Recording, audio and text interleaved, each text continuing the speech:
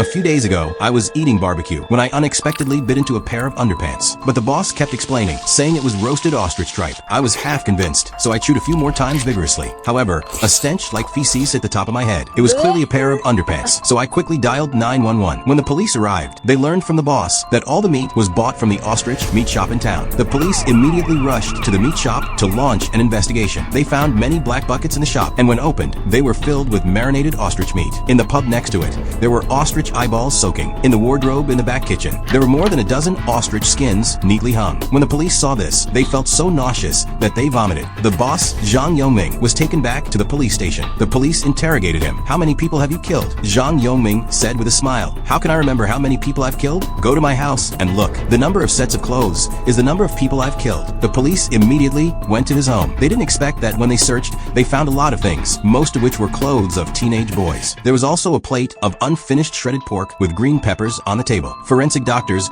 also extracted residual human tissues from it. Zhang Yongming confessed to his acts of killing, dismembering, and cannibalizing people. But what is puzzling is why he killed people, why he turned people into ostrich meat, and even sold it on the street. In 1956, Zhang Yongming was born in an ordinary family in Yunnan. His mother had a very bad temper and often beat and kicked him and his brother over trivial matters. Influenced by his mother, his brother would beat Zhang Yongming after being beaten by their mother. Therefore, the whole Zhang family was very unpopular in the village. His classmates kept a distance from Zhang Yongming. The only one willing to associate with him was Xia Luo. However, this only friend was almost killed by Zhang Yongming that night because they played too late. Xia Luo didn't dare to go home and stayed at Zhang's house. But who would have thought that in the middle of the night, while Xia Luo was sound asleep, Zhang Yongming tied him up tightly and then hacked at his friend's head randomly. Xia Luo was awakened by the severe pain and let out heart-rending howls. The neighbors came over and he was saved. However, such a cruel attempted murder case was hastily closed because Zhang Yongming was under 18 at that time and it was explained as sleepwalking. In 1978, Zhang Yongming had grown into a young man. He worked in a brick and tile factory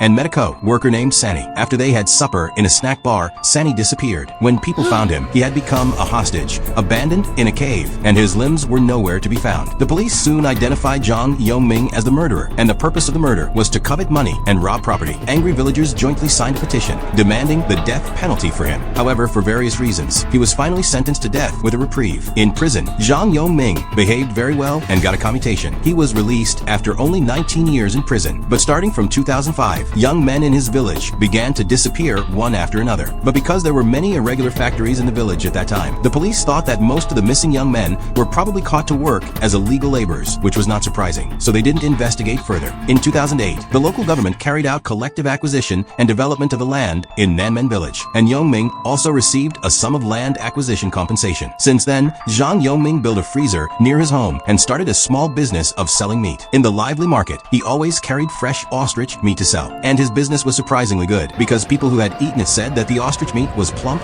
juicy, fresh, tender, and chewy, and the price was not expensive. When the police asked Zhang Yongming why he sold human flesh on the street, he smiled and said that he didn't do it for money, but simply wanted to share the delicious food with everyone. Soon, the police made a closing statement on the Zhang Yongming case. This man was a sexual pervert, and he killed at least more than 20 people in 8 years. In addition to marinating and eating some by himself, most of them were sold as ostrich meat. After the case was exposed, many local meat shops closed down directly, and residents didn't dare to buy any meat for a long time. Zhang Yongming also once became the adult shadow of people in Yunnan. In January 2013, the court executed Zhang Yongming for intentional homicide.